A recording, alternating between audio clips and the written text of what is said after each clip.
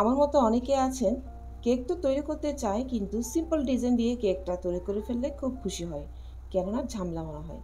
আসসালামু আলাইকুম, ইসমাত হামিজ কুকিং চ্যানেলের আজকের পর্বে তাদের জন্য যারা কেক তৈরি করা একটু ঝামেলা মনে করে আলসি করে কেক তৈরি করেন না। তো আজকে শুধুমাত্র একটি নজল দিয়ে আপনাদেরকে কেক তৈরি করে দেখাবো, আর নজল ছাড়া আরেকটি ক্রিম কেক কমপ্লিট করে দেখাবো। দেখতে পাচ্ছি আমি শুরুতে একটি হার্ট শেপ কেক নিয়েছি, আর কেকটি আমি আগেই ক্রিম দিয়ে কোট করে রেখেছিলাম। আর একটি 1 নোজেল নিয়েই কিভাবে কেকটাকে কাভার করছি। প্রথমে 4-5টাই কাভার করেছি, এরপরে উপরে ঘুরিয়ে ঘুরিয়ে একটি সুন্দর ডিজাইন তৈরি করে নিয়েছি।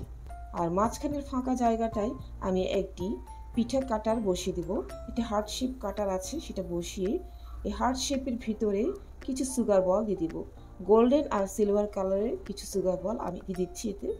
আর চারপাশে কিছু পার্ল রয়েছে, বড় ছোট বিভিন্ন সাইজের, সেগুলো দিয়ে সাজিয়ে দেব। এভাবে করে আমি একটি সিম্পল কেক কমপ্লিট করে ফেলেছি। আর আপনারা যারা কেক ডিজাইন করাটা ঝামেলা মনে করেন আর তৈরি করতে চান না আলসি করে, আমি আশা করছি আজকের পর থেকে এই কেকটা তৈরি করতে পারবেন। আর এত ইজি, প্রতি মাসে 2-3টা করে কেক তৈরি করলেও কিন্তু আর বিরক্ত হবেন না। আর একটু সুন্দর লাগার জন্য আমি দিয়ে দিচ্ছি একটি প্রজাপতি।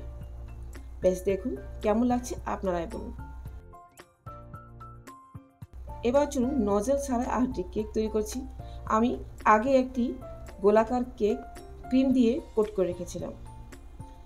কিছু করতে হবে না, কিছু স্প্রিঙ্কেলস শুধু আমি এই কেকটার চারপাশে ছড়িয়ে দেব।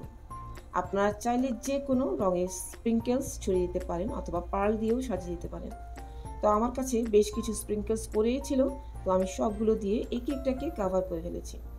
এরকম কেক কিন্তু বাচ্চারা অনেক পছন্দ করে। যারা বাচ্চাদের জন্য ঘরে কেক তৈরি করেন, এরকমভাবে করে রাখতে পারেন ফ্রিজে, আর যখন তখন কেকটি কেটে বাচ্চাদেরকে পরিবেশন করুন। ব্যাস, এই ছিল আমার আজকের ভিডিও।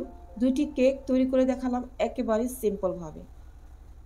কেমন লেগেছে কমেন্টে জানাতে ভুলবেন না। আর যারা আজকে নতুন দেখছেন, আমার ভিডিওটি ভালো লাগলেই চ্যানেলটিকে সাবস্ক্রাইব করে পাশে থাকবেন আশা করছি। আর যারা ফেসবুক থেকে দেখছেন, পেজটিকে ফলো দিতে একদম ভুলবেন না। আজ তাহলে বিদায় নিচ্ছি। ইনশাল্লাহ নতুন কিছু নিয়ে খুব তাড়াতাড়ি আবার দেখা হবে। ভালো থাকবেন সবাই। আল্লাহ হাফিজ।